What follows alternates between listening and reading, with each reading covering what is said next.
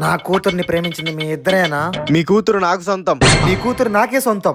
మీ ఇద్దరికి చెరో లక్షిస్తా. 6 నెలల్లో 3 లక్షలు చేసి నా చేతిలో పెట్టిన వాడికి నా కూతుర్నిచ్చి పెళ్లి చేస్తా. సరే ఇదిగోండి చెరో లక్ష.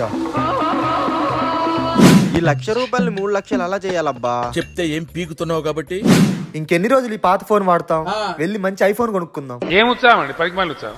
6 నెలల తర్వాత ఈ 6 నెలల్లో నేను మీకు ఇచ్చిన ₹1,00,000 ఏం చేశారో? మీ ₹1,00,000తో టీ కొట్టు పెట్టి 3 లక్షలు సంపాదించాను అంకుల్.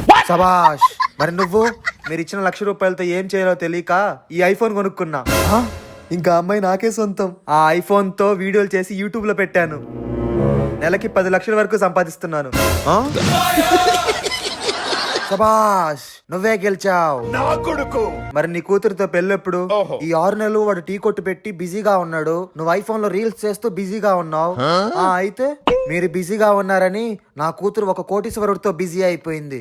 అంటే ఇంకేముంది? డెక్కడెక్కడం డెక్కడెక్కడం డెక్కడెక్కడం